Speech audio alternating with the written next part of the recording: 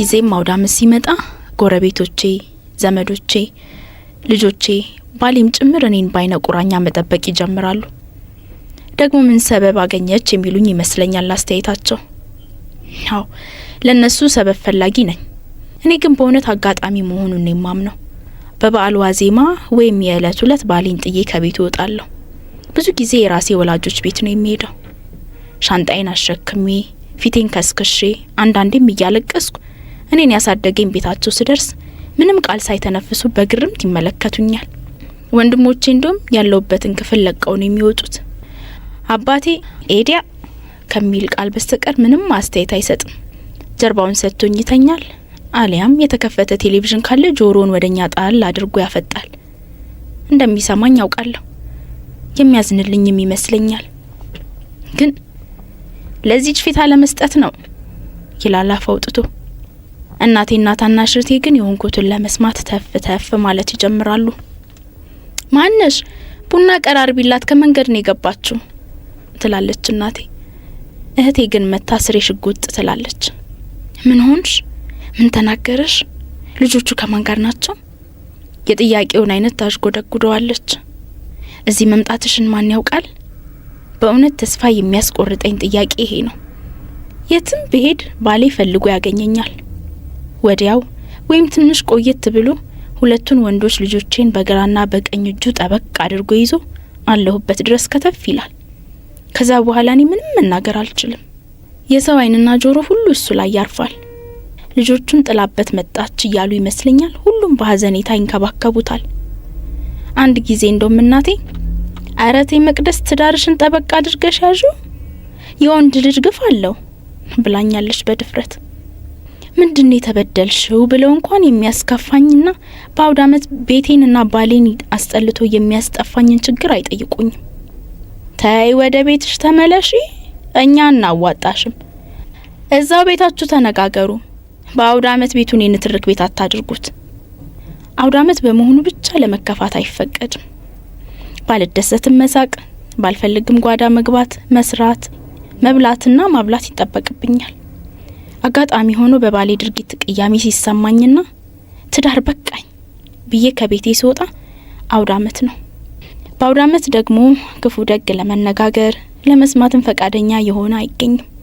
ብቻ ነገሮች ተሸፋፍኖ ያልፋሉ ብል ይቀለኛል። ችግሬም ሳይፈታ ሰውም ባሌም ፊት እንደነሱኝ ወደ ቤቴ እመለሳለሁ። ከዛ ሰው በትዳራችን መካከል ሰላም የተፈጠረ ይመስለዋል። እኔ ግን ውስጤ እንዳረረ አይኖሩ የለም መኖር ጀምራለሁ። ልጅነት ነው ለሚሉኝ ካገቡ ወዲያ ልጅነት የለም ነው መልሴ። ልጆቼ ናቸው ልጆች ለኔ። በጣም ወዳቸዋለሁ። ቢስማማኝ ባላሳቅቃቸው ደስ ባለኝ። ግን ውስጧን ሐዘን የሚበላት እናት እንደሆንባቸው አልፈልግም። የኔ ከቤት መውጣትና ተመልሶ መግባት ግን ለልጆቼ በአውዳመት ሁሉም ቤት የሚደረግ ድራማ ሳይመስላቸው አልቀረም። አለሁበት ድረስ አባታቸው ይዟቸው ሲመጣ አኩኩሉ ስጫወት እንደቆየ ሁሉ ሲያዩኝ አገኘናት መቅደስ አንደኛ እንደማለት በሚመስል ደስታ እላይ ላይ ይጠመጠሙብኛል። ያኔ እኔ ሆዴ ይባባል። እነሱ ፊት ስለ ባሌ ለመናገር አቅም ያጥረኛል። ለነሱ ስልም ነው ተመልሼ ወደ ቤት የሚሄደው። ነገሮች ግን ያው እንደ ድሮ ናቸው። ምንም ለውጥ፣ ምንም መሻሻል የለም። እስኪ ሀገር ይፍረደኝ። እኔ ምን አጠፋው? የተበደልኩት እኔ፣ ዝም በይ የምባለው እኔ፣ የቻልኩት እኔ፣ የሚከፋኝ እኔ። ግን የሚኖረው ባሌ እኮ ክፉ ሰው አይደለም። ሰው ፊት አይሰድበኝም፣ አይመታኝም፣ አያዋርደኝም። ግን ሲበዛ ግትር ነው። እሱ ያለው ካልሆነ የማንንም ሀሳብ አይቀበልም። አጥፍተሃል ሲሉት ጥፋቱን ለመቀበል ይተናነቀዋል። ይቅርታ ጠይቅም ሲባል እኔ ጥፋት አይመስለኝም። ጥፋት ነው ካልሽ ግን ይቅርታ ልጠይቅሽ እችላለሁ። አያችሁ፣ ባጭሩ ይቅርታ አጥፍቻለሁ ቢል እኮ ነገሮች ሁሉ መልካቸውን በለወጡ። እሱ ግን ምን በወጣው? ጋዜጣውን በጅግ ያደርግና የተመስጦ ንባቡን ይያያዟል። እኔ ታዲያ ያኔ ኮረንቲ መጨበጥ ያምረኛል።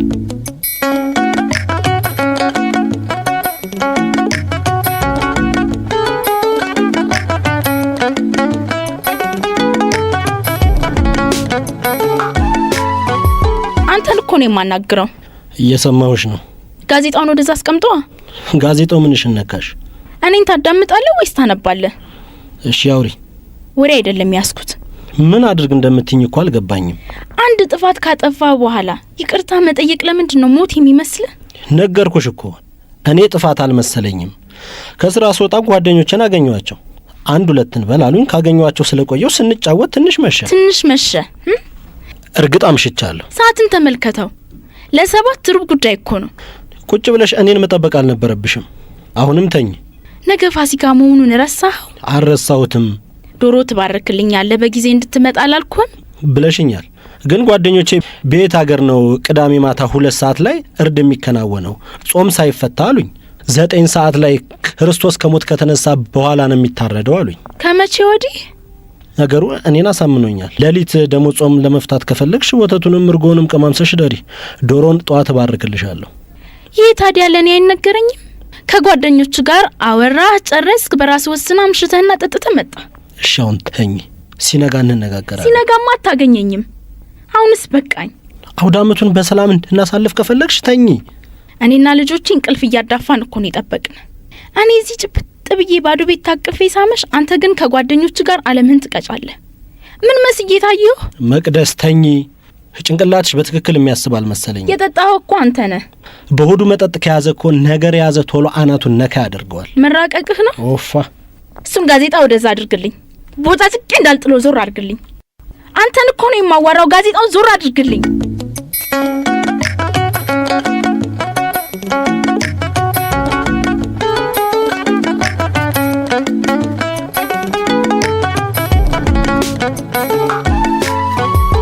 ይሄ ሆነው የዛሬ 2 ዓመት ነበር። በእውነት ፍጹም የመናቅ ያለመፈለግና የመዋረድ ስሜት ነው የፈጠረብኝ። በማግስቱ ጧት እናቴ ጋር ሄድኩ። ያኔ የሆንኩትን በሙሉ ስነግራት እናቴ እንዲህ አለች።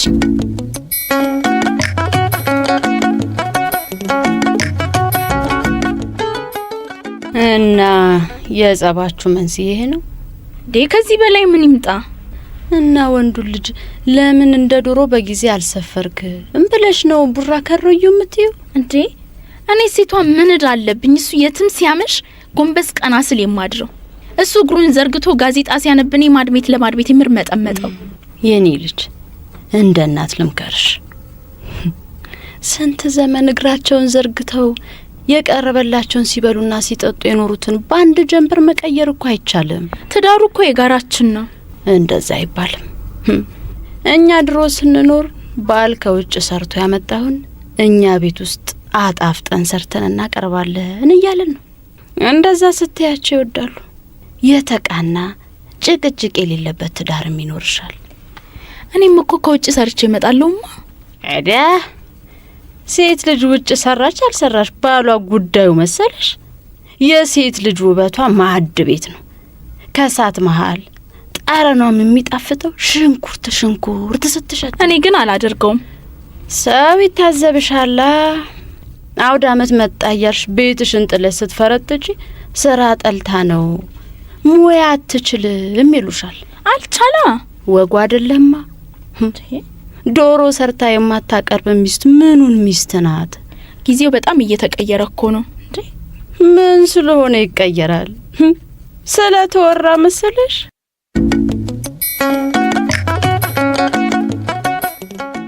ሁሉ ጊዜም በዚህ ጉዳይ ከእናቴ ጋር ተግባብቻ አላውቅም።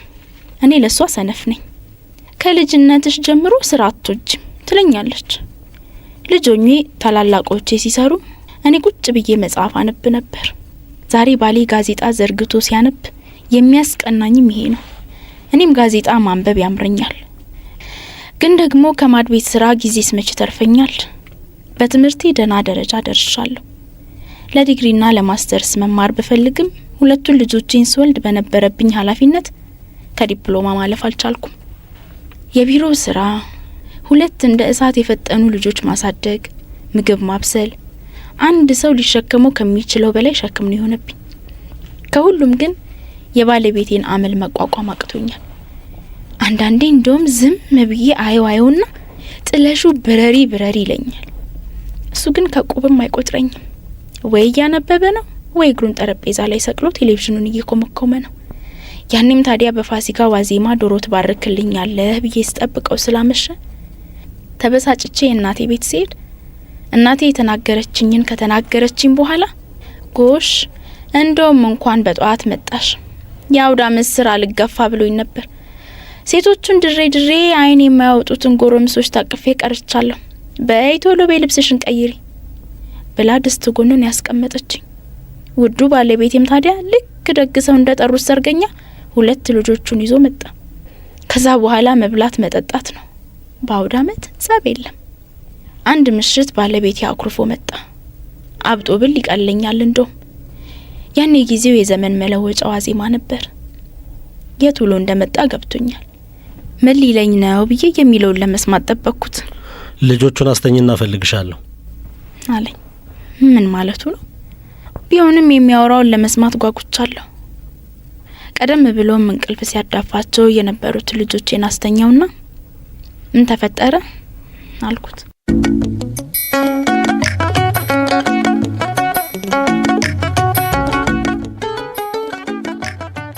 ምን ተፈጠረ? ነገ በዓልን የኔ ቤተሰቦች ጋር ነው የምንውለው። እሺ። እስከ ዛሬ በኩርፊያውም በምኑም እያሳበብሽ ዘመዶችሽ ጋር ሄደሻል። በአሁኑ ግን አጥብቄ ነው ማስጠነቀቅሽ። የአውደ ዓመት ሱስሽን ወደዛ አርግፍ አድርገሽ ተይና አርፈሽ ተቀመጪ። ምን ሆነ ነው?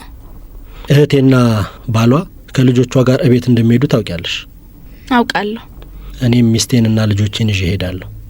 አስለምደን የማናውቀውን ስንሄድ ግራ ይላችሁ ነው? ተነጋግራችኋል? ለማዘር እንደምንመጣ ነግሬያታለሁ።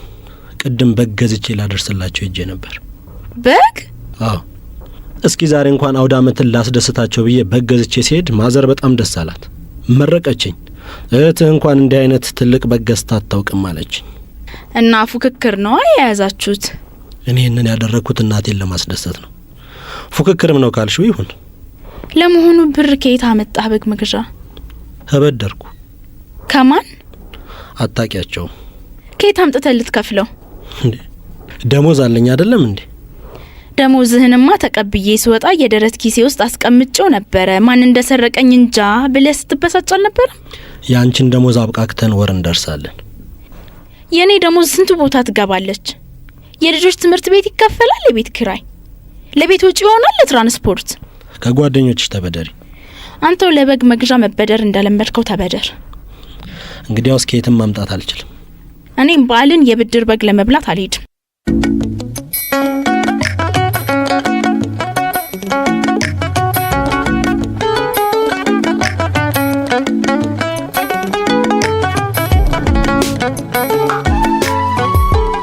እንዲህ እያለ ጸባችን እየከረረ መጣና አድርጎት የማያውቀው ዱላ ይደበድበኝ ጀመር። ደግነቱ ሰይፈ ሲማታ ቦታ መርጦ ነው። ሁሉም ነገር ካለፈ በኋላ መስግኛለሁ። እንደ ሌላው ባል እየመረጠ አይንና ጥርሴን አፍንጫዬን በቦክስ አላጎነኝም። ጸጉሬንም አልጎተተኝም። ጥፊም አላቀመሰኝ።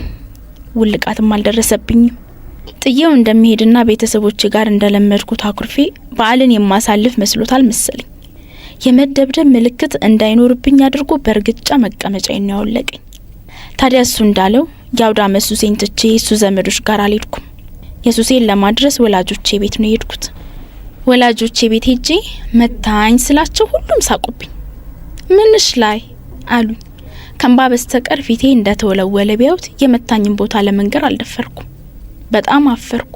ብቻ አፌ ላይ እንደመጣልኝ ምንም አላስተረፈኝም አልኳቸው። ሳቅና ሁካታው ጨመረ። አዎ ምንም የተረፍሽ አትመሲም ብሎ አላገጡብኝ። እናቴ ግን ቆየት ብላ ለብቻ የጠየቀችኝ።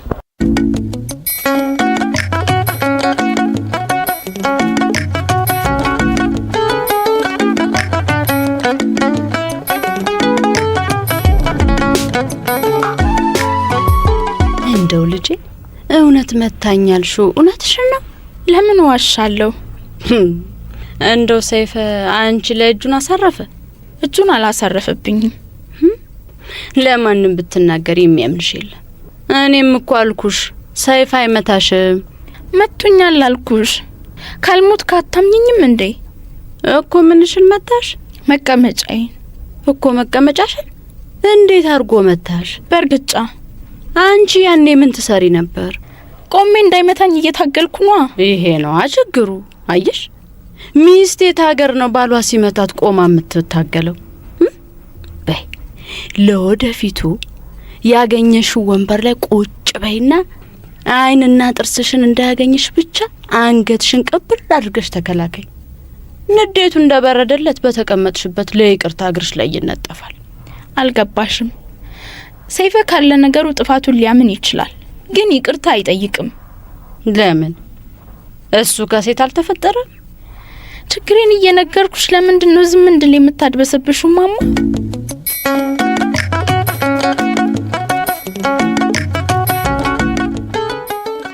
ይህን ተናግሬም አላስጨረሰችኝ። ጥላኝ ብድግ ብላ በር ላይ የቆሙትን ሰይፈንና ልጆቼን በደስታ ተስማቸው ጀመር። ሰይፈ ጨረፍ አድርጎ ተመለከተኝ። ስለመታኝ በጣም ተናድጄበታለሁ። ልጆቼን እጅና እጃቸውን ይዤ መንጨቅ ብዬ ወደ ሌላ ክፍል ሄድኩ። ከወጣው በኋላ እናት ለሰይፈ የተናገረችውን ግን አሁን ድረስ አረሳው።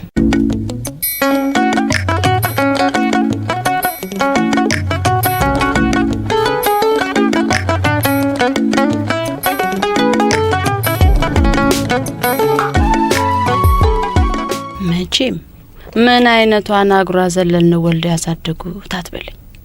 መቅደስዬ እኮ ክፋት የላትም። እንዳው ትቆጣለች፣ ስትበሳጭና ልሂድ ልብረር ትላለች እንጂ በሆዷ ቂም አትቋጥርም። አትያዝባት የኔ ልጅ ምልስ ናት። አንተ ግን እንደ ባል ኮስተር በልባት።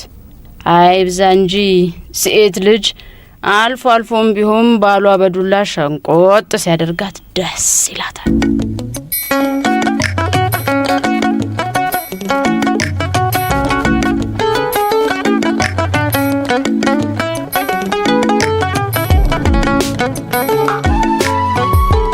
እኔና ሰይፈ 8 አመት በትዳር ቆይተናል። የ7 አመትና የ5 አመት ወንዶች ልጆችንም አፍርተናል። ሁሉ ጊዜ እንጋጫለን ማለት አይደለም። ትዳራችን መተጋገዝና መደጋገፍ አለበት ባይባልም አንዱ የአንዱን ድንበር ሳይጥስ በመከባበር እንኖራለን። እሱ የማይወደውን ነገር አላደርግም። ለምሳሌ የማይወደውን ነገር አልጠይቅም። ከጠየቅኩ ምን እንደሚመልስልኝ ጠንቅቄ ያውቃለሁ።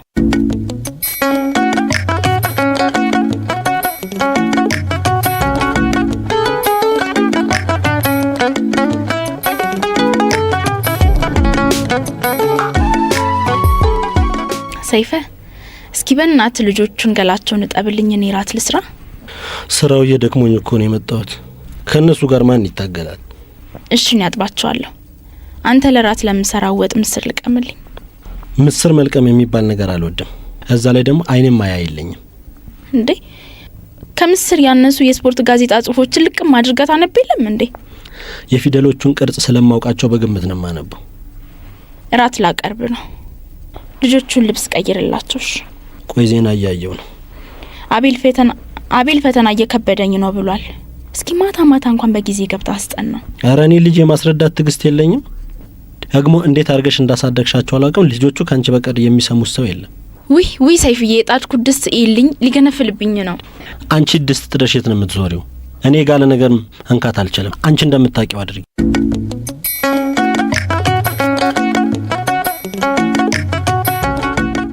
እናቱ እንዴት አድርገው እንዳሳደጉት አላውቅም። ሲበዛ ሰነፍ ነው። እኔም ግን ወንዶችን ልጆቼን እንዲህ አድርጌን የማሳድጋቸው ለረጅም ሰዓት ቁጭ ማለት፣ መብላት፣ ያለ ሀሳብ መኖር፣ በገዛ የራሳቸው ቤት ውስጥ ኃላፊነትን አለመሸከም። ወንዶች ለምንድን ነው እንደ ሴት ረጅም እድሜ የማይኖሩት ብባል በድፍረት ለረጅም ሰዓት ቁጭ ስለሚሉና እንቅስቃሴ ስለማያደርጉ ነው ብዬ መሰክራለሁ። ለማንኛውም ግን እኔ የማልጥሰው የባለቤቴ ድንበር ይሄ ነው። የማይወደውን ነገር አላዘው፣ ባዘውም ሊተባበረኝ እንኳን ፈቃደኛ አይደለም። እነዚህ ግን የጸባችን መንስኤዎች ሆነው አያውቁም። አብዛኛውን ጊዜ ለአውደ ዓመት የሚከሰቱ ጸቦቻችን መንስኤዎች የኔ ድንበሮች መጣሳቸው ነው። ለምሳሌ በአሁኑ የፋሲካ በዓል የኔ ድንበር ክፉኛ ተጥሷል። ጥቃት ተሰምቶኛል። ለሴት ልጅ ከዚህ የበለጠ ከትዳሯ የሚያሸሻት ምንም ምክንያት ሊኖር አይችልም። ነገር ግን ወቅቱ አሁንም አውደ ዓመት ነበር። የለመድኩት ሱሴ ሊነሳ ነው። አንድ በጣም ከመወዳት ጓደኛዬ ስለ ባሌ ሌላ ሴት ጋር መሄድ መረጃ ደረሰኝ። መረጃው በማስረጃ የተደገፈ ነበር። ሰይፈን ቁጭ አድርጌ የተባለው እውነት እንደሆነ ጠየቅኩት። አልዋሸኝም፣ እውነቱን ነገረኝ። ጥፋት መሆኑን አውቃለሁ። ተሳስቼ ነው፣ በመጠጥ ኃይል ተገፋፍቼ ነው። ሰይጣን ያሳሳተኝ አለኝ። እነዚህ ሁሉ ግን ይቅርታ፣ ሁለተኛ አይለመደኝም ማለት አልነበሩም። በጉዳዩ በጣም አሰብኩበት፣ ደጋግሜ አሰብኩበት። ባለፈው ቅዳሜ ጥዬው ለመሄድ ሻንጣዬን ስሸክፍ እናቴ ከየት መጣች ሳይባል መጣች። እንደው ምን ተበደልኩ ነው የምትዩ? ምንም። ታዲያ የት ለመሄድ ነው ልብስሽን የምታስሪው? የትም። አሁን ደግሞ ምን አጣላችሁ? አልተጣላን። ታዲያ ለምንድን ነው ጥለሽው ለመሄድ ተነሳሽው? ሲበቃኝስ? እንደው በቃ አስላሉት ትዳሪ በቃ መሰለሽ? አንቺና ሰይፈን እኮ ያገናኛችሁ እህል ውሃ ነው። ወደን መስሎሻል ስትጣሉ መሀላችሁ የማንገባው? እናንተ መሀል እህል ውሃ አለ። እህል ውሃ አዙሮ ያገናኛችኋል። እኛ ለምን ዳርን ንቀር? እናንተ እኮ ትገጥማላችሁ። በመሀላችሁ ያለውን ፍቅር ያስተሳሰራችሁ ልጆቻችሁን ማናቅም ኖሮት ለመበጠስ ይሞክራል። እኔ ብዙ ጊዜ ብለሽኛል። በቃኝ ትዳር ባፍንጫ ይውጣ ብለሻል። ግን ይህን ባልሽ ማግስት ዞረሽ ከስሩ አትጠፊም። የእናንተ ትዳር እንዲህ በቀላሉ አይፈርስም። ጥሩ ነዋ። አርፈሽ ተቀመጪ ልልሽ ነው የመጣሁት። እንደው አውደ አመት መጣ ብለሽ ዘለሽ እኔ ጋር የምትመጪው ነገር ለስማችንም አልበጅ። ምን ነው ለምን ፊት አይነሷትም ተብዬ ታምቻለሁ። አይዞሽ አንቺ ጋር አልመጣም። ልምጣስ ብትይ ካሁን በኋላ ማን እጁን ዘርግቶ ይቀበልሻል? አርፈሽ ተቀመጪ ቤትሽ። እንዳትመጭብኝ። አዎ አበዛሹ። ያሁኑን በዓል እቤትሽ ዋይ። ያው ዶሮ ገዝቼልሻለሁ። እሷን ስርትረት ታድርጊና ጾማችሁን ፍቱ። እስቲ ሴት ምሳይ ባይሆን በሰላም አንድ ላይ ለዳግማ ትንሣኤ አብራችሁ ኑና እዩኝ። እንዴ አንቺ ኧረ እንደው ግን ምን በደለኝ ነው የምትይው? ይሄ ሰው ምንም። ታዲያ ምን ያነፋርቅሻል? እድሌ ነው የሚያስለቅሰኝ። እድልሽ ምን ሆነ? ይህን የመሰለች ባል ሰጥቶሻል። እሱ ነው እኔ ነኝ የቻልኩት። ቻለሽ እንጂ እኔ እኮ የልጄን አመል አላጣሁት። እሺ እንደው አፈር ሰውን አንቺ ሰይፈ ክፉ የሚናገር ሰው ነው አይደለም? ይሰድብሻል? አይሰድበኝም። ይመታሻል? አይመታኝም እኮ። ያስርብሻል? አስቤዛ አይሰጥሽም? አረሱ። ታዲያ ይጠጣል? አይጠጣም። ውጭ ያመሻል? አያመሽም። አጓጉል ሱስ አለበት? እንጃ። ታዲያ ምን አደረገኝ ነው የምትዩ? በላይሽ ላይ አልወሸመ? እንዴት እርግጠኛ ሆነሽ ትመሰክሪያለሽ? እንደሱ ነው እንዴ? እስኪ ተይኝማ። ብነግርሽ መች ትቀበይዋለሽ? ምን ሰምተሽበታል? ራሱን ይነገረኝ።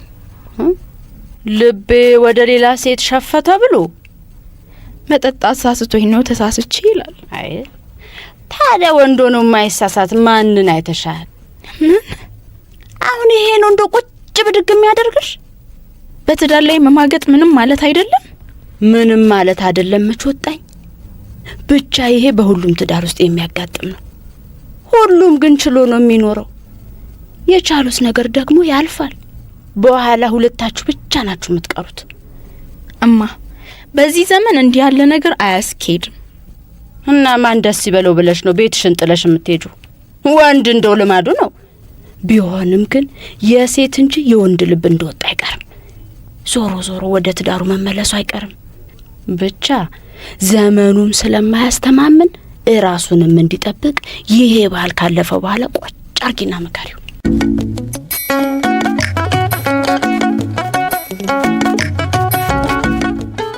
ጆሮዬን ማመን አልቻልኩም።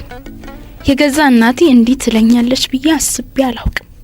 ምንም ገጥሙኝ ወደ እነሱ ብሄድ ግን መልሰው እንደሚያመጡኝ ያወቅኩ። ስለዚህ ያለፈውን ፋሲካ እናቴ ያመጣችውን ዶሮ ሰርቼ ከልጆቼ ጋር ቤት አሳለፍኩ። ባለቤቴ አዲስ ያመጣው አመል ገርሞታል። ይቅርም ያልኩት መስሎታል። ጥቃትን ከዚህ በላይ መሸከም እንደማልችል ግን አልገባውም። ቆርጫለሁ። የሚቀጥለውን አመት ፋሲካ አይደለም መጪውን ዳግማይ ትንሳኤ አብሬው እንደማልሆን አልገመተም። አሁን እንደለመድኩትና ሁሉም ሰው እንደሚጠብቀው ወላጆቼ ቤት አልሄድም። የኔ የምላቸው ልጆቼን ወደ ኋላ አልተውም። ወደፊት ብቻ ነው የምጓዘው። በልማድ እንደኖርኩት አውደ አመት ሳይሆን አዲስ ወደምፈጥረው ህይወት።